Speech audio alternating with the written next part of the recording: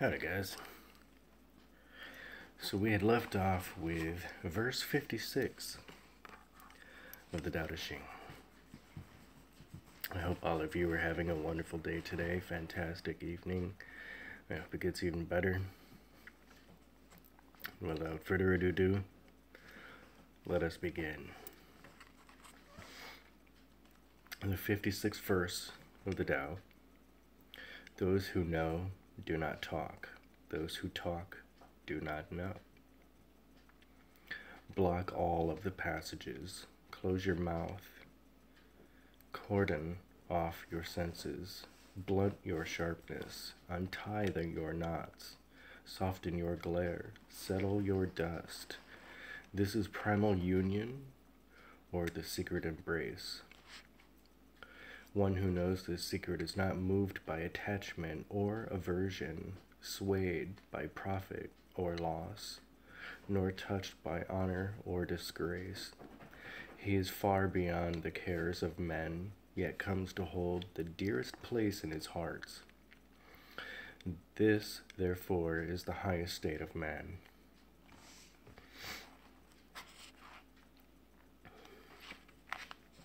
The 57th. If you want to be a great leader, you must learn to follow the Tao. Stop trying to control. Let go of fixed plans or concepts, and the world will govern itself. Basically, row your boat gently down the stream, not against the flow of consciousness.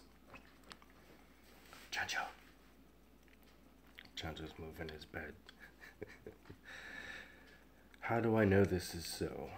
Because in the world, the greater the restrictions and prohibitions, the more people are impoverished. The more advanced the weapons of state, the darker the nation, the more artful and crafty the plan. The stronger the outcome, the more laws are posted, the more thieves appear. Therefore, the sage says, I take no action, and people are reformed. I enjoy peace, and people become honest. I do nothing, and people become rich. If I keep from imposing on people, they become themselves. Out of all of this, I think the last part here is really the most important and reflects the most out of this particular book, let alone just this particular verse. If I keep from imposing on people, they become themselves. It's all people really want. Just to be free to be themselves, live the life that they see fit before them, and not be told what to do, or what to look like or dress like. Just allowed to be themselves. They say it works with children. Even Wayne Dyer thinks that it works with children. 58th verse. When the ruler knows his own heart, the people are simple and pure.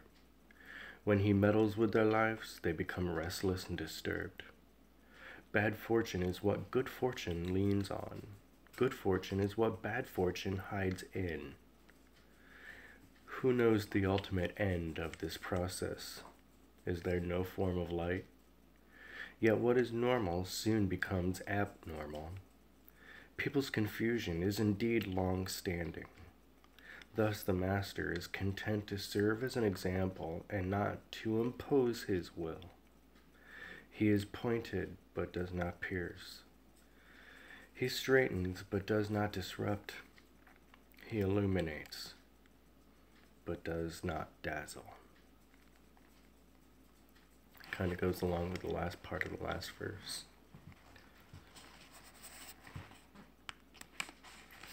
The 59th verse. In governing people and serving nature, nothing surpasses thrift and moderation. Restraint begins when giving up one's own ideas. This depends on virtue gathered in the past. If there is a good store of virtue, then nothing is impossible. If nothing is impossible, then there are no limits. If a man knows no limits, he is fit to lead. This is the way to be deeply rooted and firmly planted in the Tao, the secret of long life and lasting vision. The 60th verse. Governing a large country is like frying a small fish. You spoil it with too much poking.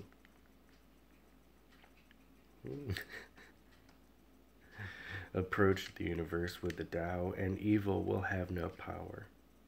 Not that evil is not powerful, but its power will not be used to harm others. Not only will it not do harm to others, but the sage himself will also be protected. If only the ruler and his people would refrain from harming each other, all the benefits of life would accumulate in the kingdom.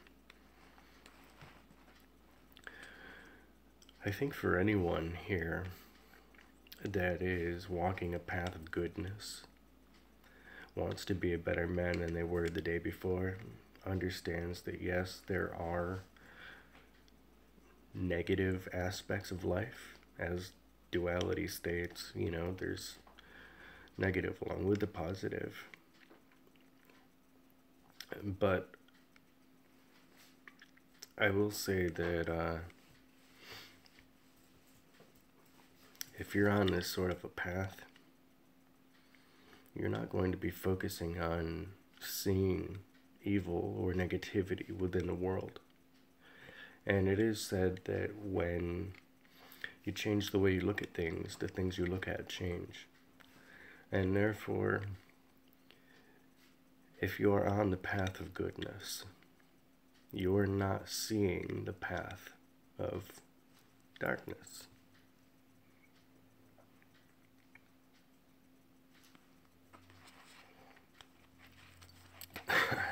The 61st. A great country is like the lowland, toward which all stream flows. It is the reservoir of all under heaven, the feminine of the world. The female overcomes the male with stillness, by lowering herself through her quietness. So if a great country lowers itself before a small one, it wins friendship and trust. That's true. That's very true. I think if you, before I finish, if you're a very large country like America and you help some smaller country like Haiti, like we have for, a while now, and one example, you know what I mean? You gain a lot of respect from that smaller country. And it works that way not just with countries, but in all walks of life. I think just the example of a country was probably one of the better examples that they could have given at the time. It could have been stated any other way. But I think more people would be apt to think, okay, yeah, I understand. Being a relation to a country versus any of the other examples that could have been given and properly, applied to. Now the rest here is, so if a great country lowers itself before a small one, it wins friendship and trust. And if a small country can lower itself before a great one, it will win over that great country. The one wins by stooping, the other by remaining low. I get it.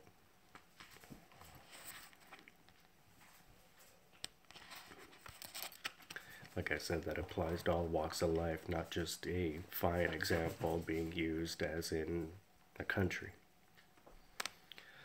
The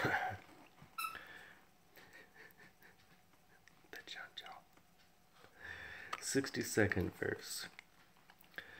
The Tao is the treasure house, the true nature, the secret source of everything. It is the treasure of the good man and the refuge of the bad. If a person seems wicked, do not cast him away. I do. Before I even continue on with this, I do. You see, it says if a person seems wicked, they do not, do not cast him away. And I don't really want to be surrounded by negativity. I am having, some examples in my life where I'm probably not the best example of what he's stating here. I do have people that speak down to me in my life, as we all do and all will. But in this particular moment, I'm like, you know what? I'm going to be 41. I am trying to be better than I was the day before. I am trying to surround myself by positivity. I do not want to surround myself by negativity. And anyone that wants to be in my life will actually make the initiative and, see the value within me as a person and as a friend and brother and so on, right? So I do not want to have anyone around me that just wants to belittle me and just make me feel like a pile of crap, you know what I mean? Now, I'm not really going to give examples, but, I think we can all relate. You just don't want to have somebody that's around you treating you like crap all the time, or that speaks down to you whenever you speak to them. So I do cast them away, and maybe that's not what I'm supposed to do, but I do.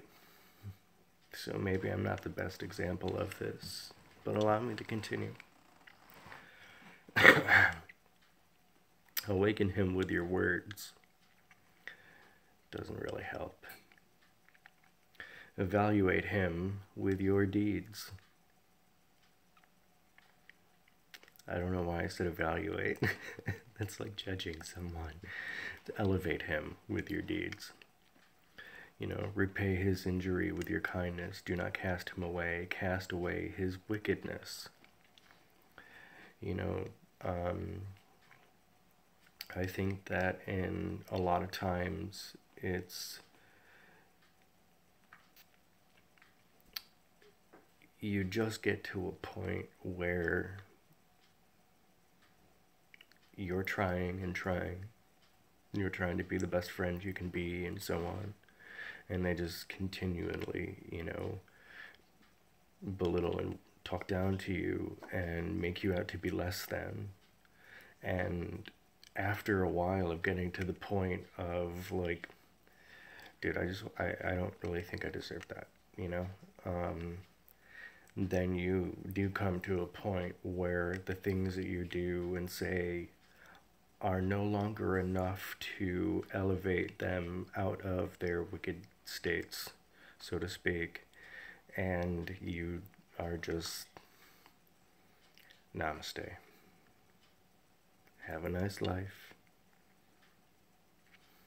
No hard feelings. Just now to close it out here with this verse. Thus, when a new leader is chosen, do not offer to help him with your wealth or your expertise.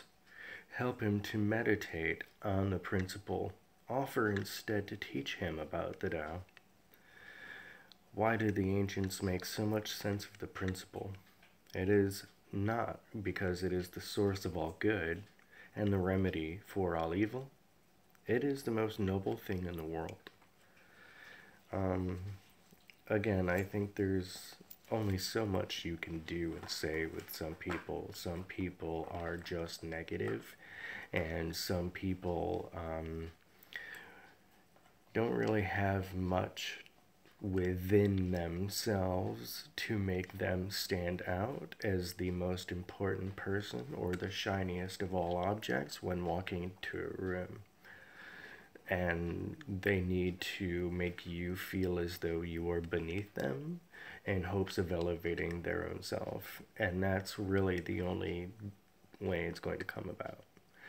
And I get on the one hand where, you can be like, okay, you have your moment, feel better.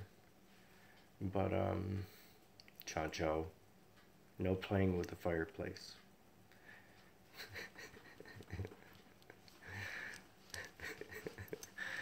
But, in that moment, you're just going to get to where you walk away. Where you don't cast them away, you just walk away.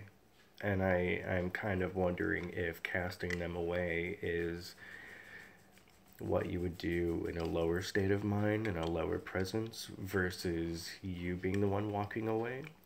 Maybe that's the higher path.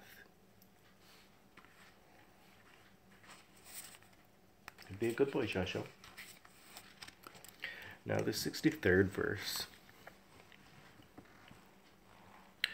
Practice non-action, work without doing, taste the tasteless, magnify the small, increase the few, reward bitterness with care, see simplicity in the complicated, achieve greatness in little things, take on difficulties while they are still easy, do great things while they are still small.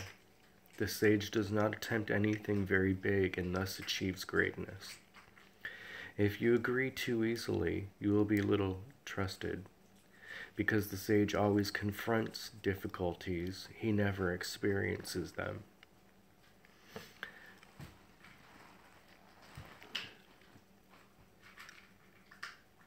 Yeah.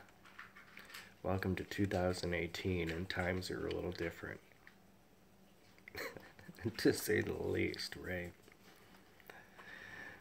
And I think you should set out to accomplish big things. I don't think you should stay trying to focus on little small things. While I get it, you know what I mean? You should aim high rather than aim low. You know what I mean? The 64th. What is at rest is eternal, or, I'm sorry, I'm reading a little weird. Got moisturizer in my eyes. It's alright. Okay, what is at rest is easily managed. What is not yet manifest is easy to prevent. The brittle is easily shattered. The small is easily scattered. The thing with manifestation, it says what is not yet manifested is easy to prevent. I think that's probably alluding to the negativities, domino effect in life. Because the only things you would really want to prevent when it comes to manifestation is you're standing in the way and using it for negativity. Act before things exist. Act as though you already do and already have and already are, is what that one sentence means. When it comes to manifesting, which this is already shaping up to be in this one verse, you are supposed to act as though you have already accomplished. See and feel and hear and touch and smell and everything. Use your visualization to get lost in a moment, and it'll come about. Releasing all negativity. And they say when it's when you feel the negativity, when you feel a little against it, you go general. So, like, I love LA. versus where am I going to have a house to live in LA? You know what I mean? And when it feels good, you go specific. I love LA. And specifically, and then you start breaking it down. When you have any sort of negative flashes, feelings, thoughts, anything you want to call it, go general. Don't go specific. Get yourself back into the proper vibration of feeling the positivity. When you're at your highest point of the positivity, go specific. And keep yourself feeling excited, blessed, blissed, all of that. It says, manage them before there is disorder. Remember, a tree that fills a man's embrace grows from a seedling. A tower 9 stories high starts with 1 brick. A cornerstone. God bless Freemasonry. A journey of 1,000 miles begins with a single step. You know, that's probably one of the most famous lines from this particular book. It has been used, I can't even tell you how many people I've seen, you know, in the world of enlightenment, we'll just say, using that, from my Wayne to, you know, all kinds of people. Take yourself out of the comfort zone and allow for the possibilities and walk through it.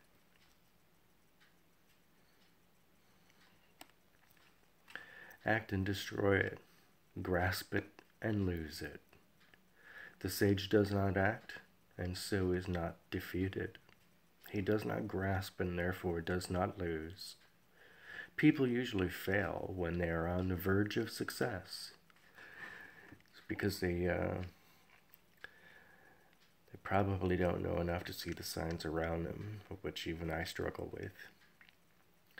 I mean, I look at life a little differently than most people, and I get it, but I still have a hard time with life and seeing all the things that I need to add up that tell me to keep going. And someone that doesn't look at life quite the way that I do just might see all kinds of hardships and feel as though it's better just to walk away. And I know that usually when you're about to walk away, you're fed up from your dreams and goals in life. You've just had it and you're to the point of walking away. You release a lot of negativity at that point. Once you get to the point of releasing, just letting go and letting God, that's when things are supposed to change. And if you can meet without resistance, you can imply all the positivity that you can muster up. And I did say monster, as in the monsters. It's supposed to get better, right?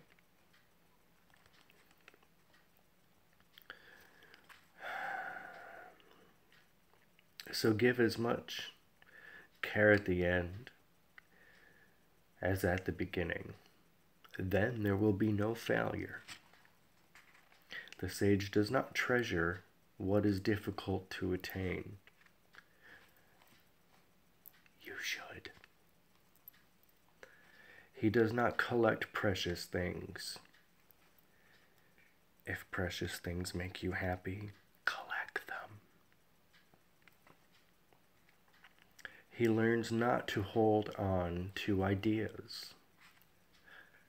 No, at that point you should be utilizing them, turning your ideas into dreams and then into goals. But once again, I think you should be allowed to collect nice, precious things. If that's something that makes you happy along the way in life, do it.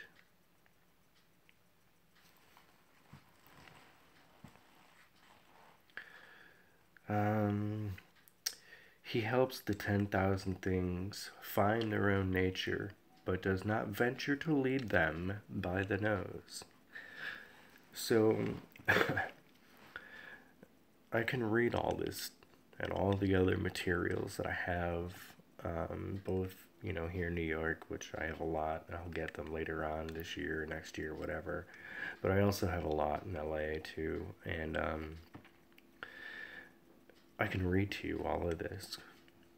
That's fine and dandy, but I can't help you to walk down the path. You can lead a horse to water.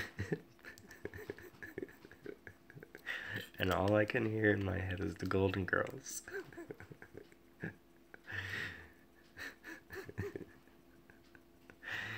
You can lead a horse to water, but you gotta cup your hands and walk really fast.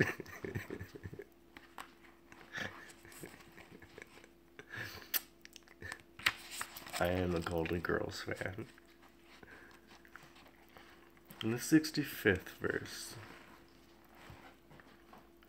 the ancient ones were simple-hearted and blended with the common people. They did not shine forth. They did not rule with cleverness. So the nation was blessed. Basically, these people were humble. When they think that they know the answers, people are difficult to guide. Yeah, because you don't want to come off like a know-it-all. When they know they do not know, people can find their own way. That's very true. If they understand you're just trying to help versus let me tell you what you need to do. You know what I mean? You get a lot further. Let people find their own way. Not using cunning to govern a country, a good fortune for the country. The simplest pattern is the clearest. Content with an ordinary life. You can show all people the way back to their own true nature. It's true. This last one here I'll close out, and we'll have covered 10 on this one. Okay? The 66th verse. Why is the sea king of 100 streams? Because it lies below them. Humility gives it its power. Therefore, those desiring a position above others must speak humbly. Those desiring to lead must follow. Thus, it is that when a sage stands above the people, they do not feel the heaviness of his weight. And when he stands in front of the people, they do not feel hurt. The sage stays low, so the world never tires of exalting him. He remains a servant, so the world never tires of making him its king.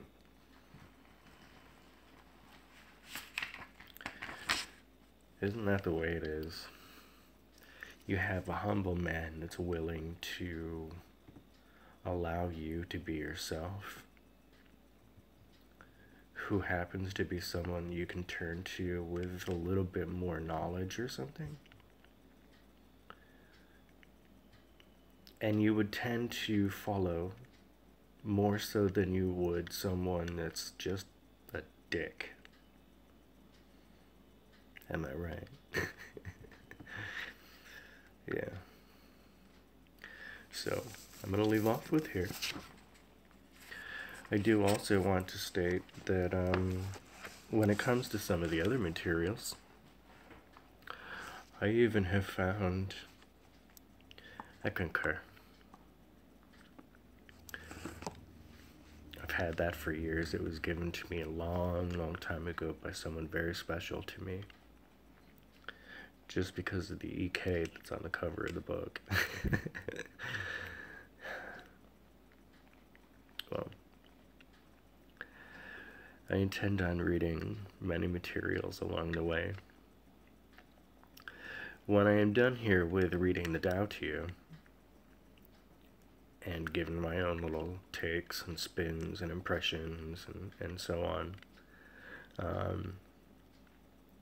before I gear up to cover basically part 2 of the Tao, which I need to go and get a copy of. Before I do that, whoops, I'll knock my cane off. How's that?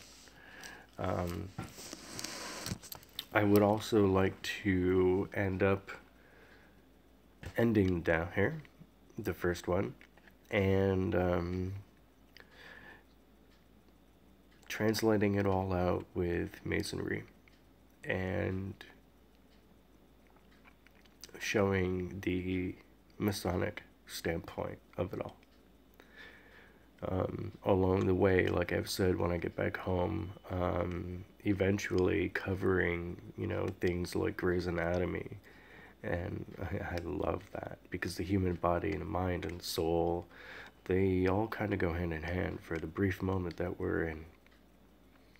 And if we can do anything to make our stay in this human shell as comfortable and as prosperous and as blissful as we can, I think that's the goal, don't you think? Instead of having a really crappy existence and not knowing how the universe works and what our relation to it as a man.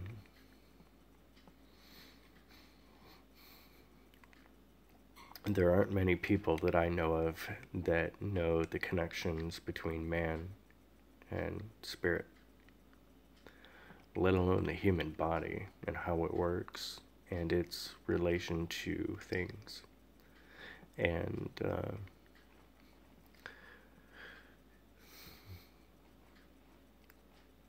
I love you guys. I hope you're having a wonderful day today. Fantastic evening. Take a few moments out of your day, if you have even like 5 minutes. Elevate just a little bit higher. Vibrate at your frequency just a little higher. Have a luxury bath. Rock out to your favorite songs while you're doing it.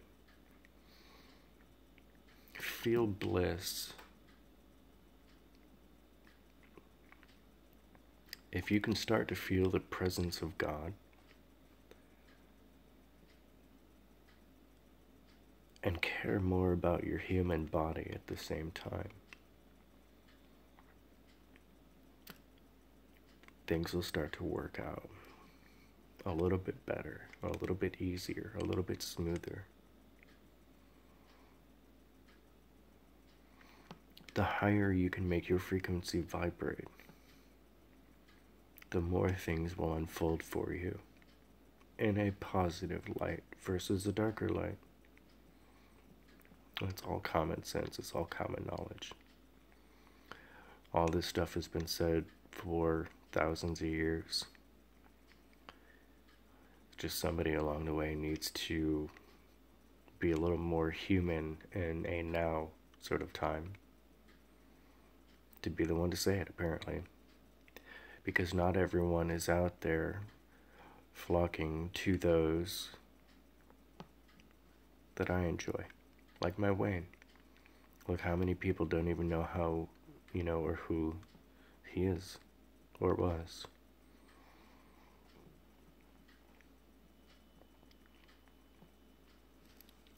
Namaste. Om Mani Padme Hum. Find your bliss. Run with your passions.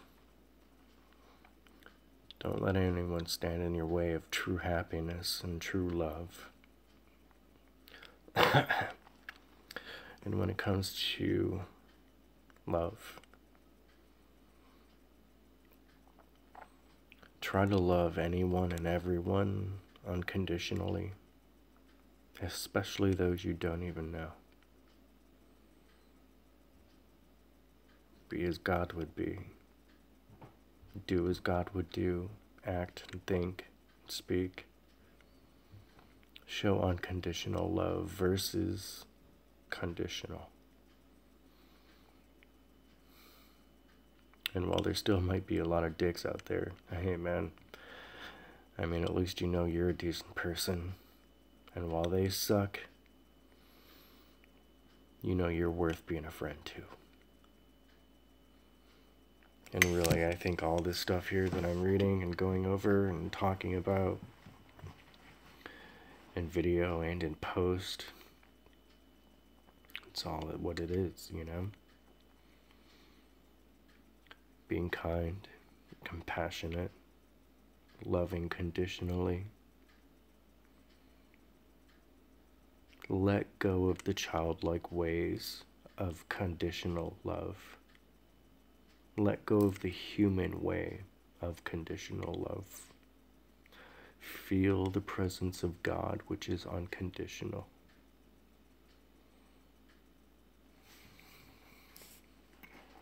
And meditate. Meditation was another word used in this tonight. Do you know how important that is? Meditation is one of the greatest things you can do. It helps so much. When it comes to various stresses and depressions along the way, it might still be a little iffy, but at least it won't be as tough or as rough or as down in the dumps. Rock on, babies. God bless you. And God bless Freemasonry.